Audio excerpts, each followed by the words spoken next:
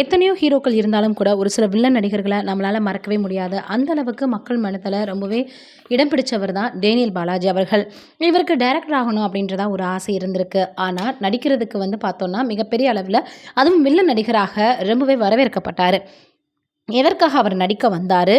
ஏன் அவர் கடைசி வரைக்கும் திருமணமே பண்ணிக்கல? எதனால அவருக்கு டேனியல் பாலாஜி அப்படின்ற பெயர் வந்துச்சு? அப்படின்ற எல்லா விஷயத்தையும் தான் நம்ம இந்த வீடியோல போய் பார்த்து தெரிஞ்சுக்க போறோம். வாங்க வீடியோக்குள்ள போகலாம். டைரக்டர் ஆகியே ஆகணும் அப்படின்ற மாதிரியான ஒரு தீர்மானமான முடிவில் இருந்தவருக்கு எப்படி நடிக்கிறதுக்கான வாய்ப்பு வந்துச்சு அப்படின்னா, சித்தி சீரியல் மூலமாக தான். டேனியல் பாலாஜி அவர்கள் டிசம்பர் 2, 1975 பிறந்திருக்காரு. அப்பா தெலுங்கு, அம்மா வேலூர். முரளி அவர்களுடைய சித்தி பையன் தான் யார் அப்படின்னு பார்த்தோன்னா, டேனியல் பாலாஜி அவர்கள். சில பேட்டிகளில் அவரே இதை சொல்லியிருப்பார். தன்னுடைய 48 வயதில் ரொம்பவே பார்த்திங்கன்னா, மறக்க முடியாத ஒரு நிகழ்வாக இருந்தது. அவருக்கு மாரடைப்பு ஏற்பட்டு காலமானது தான். உதவி அப்படின்னு வந்தவங்களுக்கு வாரி வாரி வழங்கக்கூடிய ஒரு வள்ளலாக இருந்திருக்கு. இல்லைன்னு சொன்னால் அவ்வளவு அள்ளி கொடுப்பாராம். அதே போல் தன்னுடைய அம்மாவிற்காக கோவிலையும் கட்டி வச்சிருக்கிறாரு. தரமணியில் ஃபிலிம் இயக்கக்கூடிய பட்ட படிப்பை தான் இவர் படித்து முடிச்சிருக்காரு. அதற்கப்புறமாக ஆக்சிடெண்ட்டாக யதார்த்தமாக தான் இவர் நடிக்கவே வந்திருக்காரு. இங்கிலீஷ் மூவியில் 2 மூவியில் இவர் பார்த்தோன்னா ஒர்க் பண்ணியிருக்காரு. மருதநாயகம் கமல் அவர்களுடைய மூவி கதை பேசப்பட்டுட்டு இருந்த பொழுது, எனக்கு இங்கிலீஷ் மூவியில் ஒர்க் பண்ணவங்க தான் வேணும்னு சொன்னதுனால இவர் டைரக்டராக வர சொன்னாங்களாம். ரொம்பவே டிஸ்கஷன் எல்லாம் போயிட்டு இருந்திருக்கு. ஆனால் கொஞ்ச நாட்களில் சில காரணங்களால் அது ட்ராப் அப் ஆயிடுச்சு. அதற்கப்புறமாக தான் இவருக்கு டைரக்டர் ஆகணும் அப்படின்ற ஆசை ரொம்ப வலுவாக இருந்திருக்கு. பிறகு சித்தி சீரியலில் டைரக்ட் பண்ணக்கூடிய டைரக்டர், ஏன் நீங்கள் நடிகராகக்கூடாதுன்னு கேட்க, இல்லைங்க நம்மளுக்கெல்லாம் செட் ஆகாது, எனக்கு வாழ்நாள் கனவு டைரக்டர் தான் சொல்லியிருக்காரு.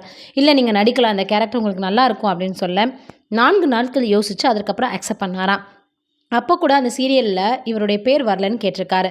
இல்லைங்க உங்கள் பேரை போட்டிருக்கோம் டேனியல் பாலாஜின்னு அவர் சொல்ல, என் பேரே போதும் எதற்கு நீங்கள் இப்படிலாம் போடணும்னு கேட்டிருக்காங்க. டேனியல் அப்படின்ற கேரக்டரில் தான் அவர் நடிக்கவே செஞ்சுருக்காரு.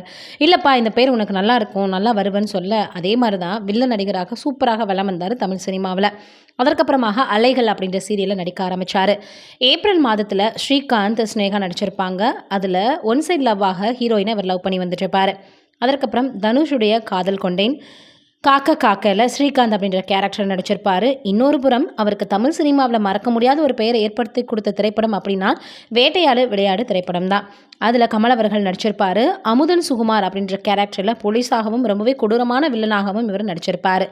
நெருப்பே சிக்குமுக்கிய நெருப்பேன்னு இவருக்காகவே அந்த பாடல் உருவாக்கப்பட்ட மாதிரியாக இருக்கும்.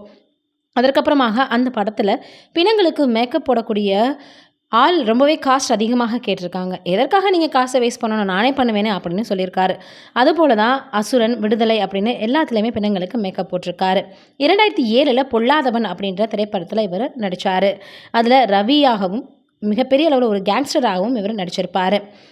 அதற்கப்புறமாக பார்த்தோன்னா பைரவா, பிகில், வடசென்னை அப்படின்னு பல படங்கள் நடித்தார். பொல்லாதவன் படத்தை பார்த்துட்டு தான் வடசென்னை படத்திற்கு வாய்ப்பு கொடுத்துருக்கிறாரு வெற்றிமாறன். இந்த கதாபாத்திரத்தை உன்னை தவிர வேறு யாரையும் நடிக்க முடியவே முடியாதியா அப்படின்னு சொல்லி தான் கொடுத்தாராம். பிளாக், பகவான், டாடி கூல் அப்படின்னு பல படங்கள் நடிச்சிருக்காரு. மலையாளத்துலேயும் இவர் நடிச்சிருக்காரு. தெலுங்குலேயும் சில படங்களில் நடிச்சிருக்காரு. 2020 இவர் தான் இறந்து போயிடும் அப்படின்னு நினச்சாராம். அதற்கு காரணம் என்ன அப்படின்னு பார்த்தோன்னா, செகண்ட் வேவ், அதாவது கொரோனா டைமில் இவங்களுக்கு சிகிச்சை கொடுக்கவே முடியாது, இன்னும் 2 நாட்கள் தான் இவருக்கு கெடு அப்படின்னு சொல்லி டாக்டர் சொல்லிட்டாங்களாம்.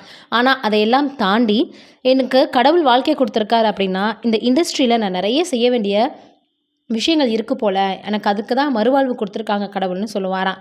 இன்னொரு புறம் அம்மா ஆசைக்காக ஆவடியில் அங்காள பரமேஸ்வரி கோயிலை கட்டியிருக்காரு. அது முதல்ல குடிசையாக தான் இருந்திருக்கு. ஆனால் அம்மா சொன்னாங்கன்றதற்காக என்ன பண்ணியிருக்காரு அப்படின்னு பார்த்தா அதை கோயிலாக மாற்றிருக்கிறாரு. இப்படி தான் படத்தில் நடிச்சிட்டு இருக்கும் பொழுது நடிகர் யஷ் அவர்களிடம் 20 நாட்கள் கால் ஷீட் பற்றி பேசியிருக்காரு. எதற்காக அப்படின்னோடனே, இல்லை இந்த மாதிரி நான் கோயில் கட்டிகிட்டு இருக்கேன், அதுக்கு ஒரு சில வேலைகள்லாம் எனக்கு இருக்குது, நான் போய் பார்க்கணும் அப்படின்னு சொல்ல, நீங்கள் ப்ரொடக்ஷன் டீமில் பேசுங்கன்னு சொல்லி ஃபோனை வச்சவர் அவரே போய் பார்த்தோன்னா சில அமௌண்ட்டை அந்த கோயில் கட்டுறதுக்காக கொடுத்துருக்காரு. இன்னும் ஒரு சில நேரங்களில் கோயில் கட்டுறதுக்கு ஸ்கூல் கட்டியிருக்கலாமே, 4 பேர் படிச்சிருப்பாங்களேன்னு கேட்டிருக்காங்க. எல்லாருமே ஸ்கூலை கட்டிட்டா கோயிலில் கட்டுறது யார்? மனமீதி எப்படி கிடைக்கும்? நான் இந்த கோயிலை கட்டிருக்கிறது மனமீதிக்காக தான். இது என்னுடைய கோயில் கிடையாது, இது மக்களுடைய கோயில்னு ரொம்பவே மிகப்பெரிய அளவில் பெருந்தன்மையோடு சொல்லியிருக்காரு. 25 வயதிலிருந்தே இவருக்கு திருமணம் பண்ணுறதற்கு பெண் பார்த்து வந்திருக்காங்க. ஆனால் எந்த பெண்ணு பார்த்தாலும் ஒரு சில நேரங்களில் அந்த பெண் செட் ஆகும்போது வேறு யார் கூடயாவது அவங்களுக்கு திருமணம் ஆயிடுமா. ஒரு கட்டத்துக்கு மேலே நம்மளுக்கு திருமணமே வேணாம் அப்படின்ற ஒரு எண்ணத்திற்கு போயிட்டாராம் டேனியல் பாலாஜி அவர்கள். இருந்த பொழுதும் தானங்களை அள்ளி குவிச்சவர் அவர் மறைந்த பிறகும் பார்த்தோன்னா தன்னுடைய கண்களை தானம் செஞ்சு வச்சுட்டு போயிருக்காரு.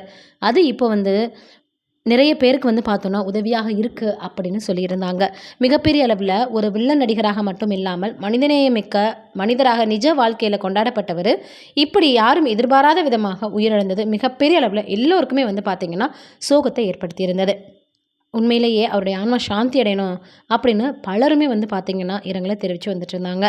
அதே போல் நீங்கள் என்ன நினைக்கிறீங்க டேனியல் பாலாஜி அவர்களை பற்றின்றதை மறக்காமல் கமெண்ட்டில் சொல்லுங்கள்.